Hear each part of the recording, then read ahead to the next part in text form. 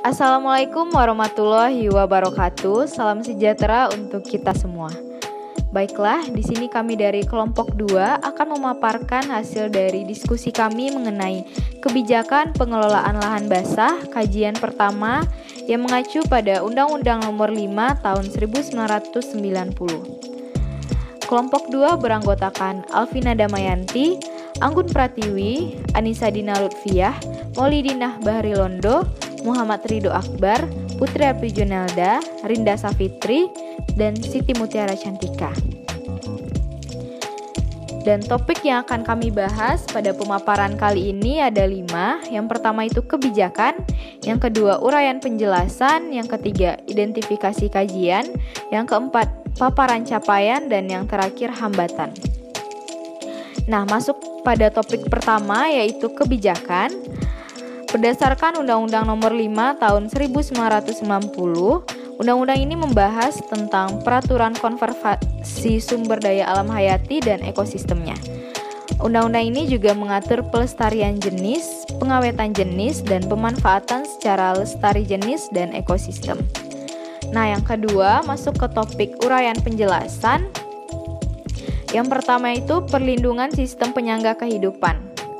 Sistem penyangga kehidupan merupakan suatu proses alami dari berbagai unsur hayati dan non-hayati yang menjamin kelangsungan kehidupan makhluk hidup. Tujuannya agar terpeliharanya proses ekologis yang menunjang kelangsungan kehidupan. Wilayah sistem penyangga kehidupan yang mengalami kerusakan dilakukan upaya rehabilitasi. Selanjutnya yaitu pengawetan keanekaragaman jenis tumbuhan dan satwa beserta ekosistemnya.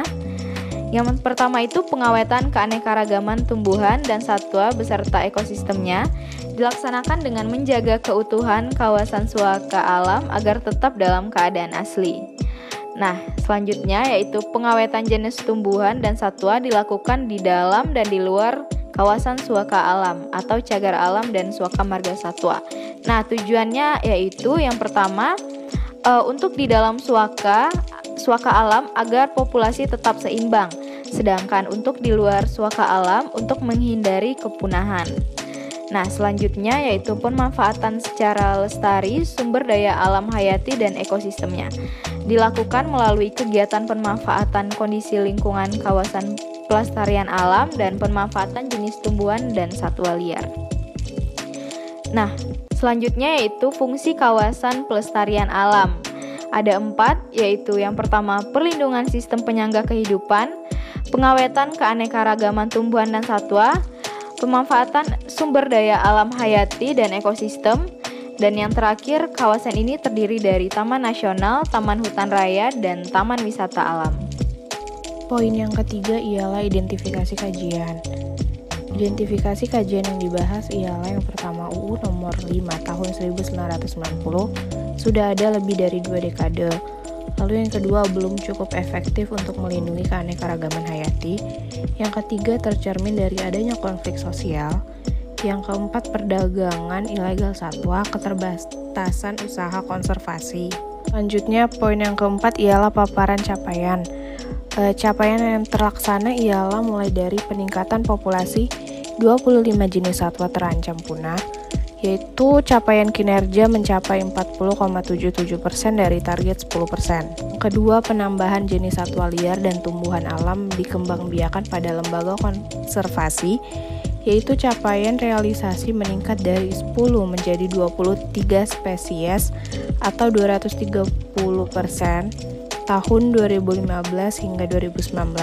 Yang ketiga ialah peningkatan sertifikasi penangkar yang melakukan peredaran satwa liar dan tumbuhan alam ke luar negeri, yaitu jumlah sertifikat jaminan kualitas penangkaran meningkat dari 50 menjadi 79 atau 158% selama 5 tahun. Capaian yang keempat ialah peningkatan nilai ekspor pemanfaatan satwa liar, tumbuhan alam, dan bioprospecting, yaitu capaian sebesar 173,31% dari target 25 triliun rupiah. Selanjutnya besaran PNBP hasil pemanfaatan satwa liar dan tumbuhan alam, yaitu sebesar 92 triliun 600 juta rupiah atau 173,31% dari target 10 miliar rupiah per tahun. Yang keenam ialah ketersediaan data dan informasi sebaran keanekaragaman spesies dan genetik yang valid dan reliable. Selanjutnya ialah penerbitan Prior Informed Consent atau PIC, pemanfaatan sumber daya genetik yang mencapai 61 PIC dari target 10 PIC atau 610%. Selanjutnya capaian yang ke-8 ialah hasil asesmen aman lingkungan terhadap 20 produk rekayasa genetik, yaitu jumlah asesmen sebanyak 24 dengan persentase realisasi 120%. Selanjutnya, pembentukan dan pengoperasian sistem basis data Balai Clearing Sumber Daya Genetik, Akses, dan Pembagian Keuntungan atau BKSDG.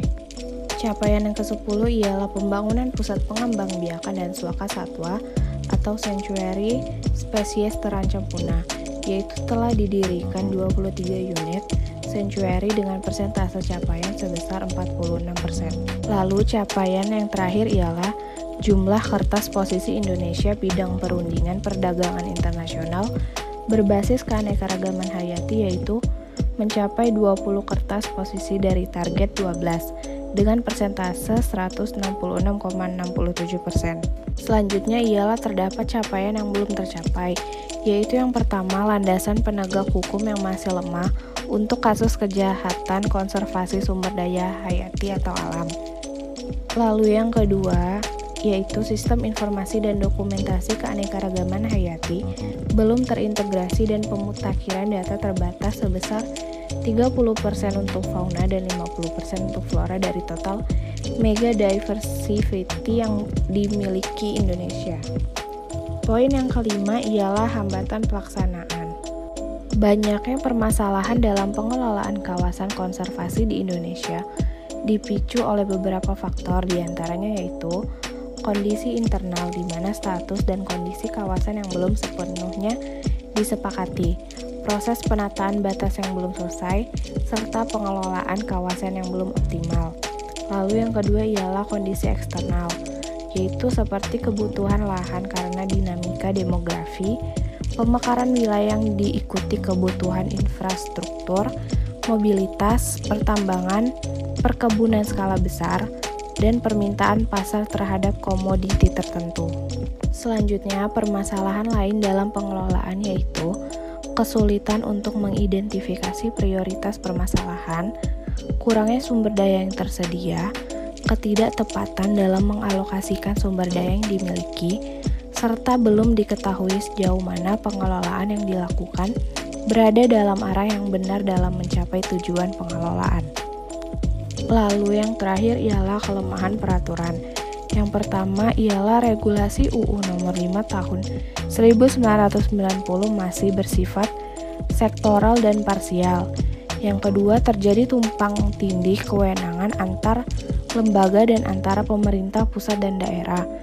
Yang ketiga, peraturan UU belum menyesuaikan dengan perkembangan terutama keanekaragaman hayati maupun paradigma terkini.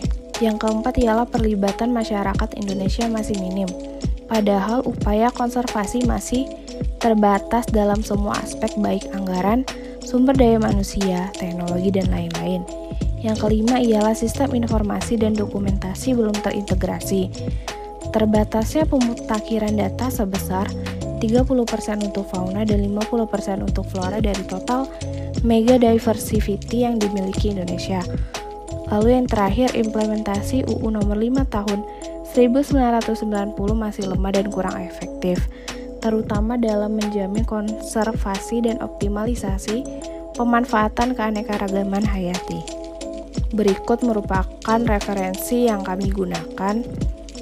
Terima kasih atas perhatiannya, lebih dan kurang saya mohon maaf. Kepada Allah saya mohon ampun. Wabillahi taufik wal hidayah. Wassalamualaikum warahmatullahi wabarakatuh.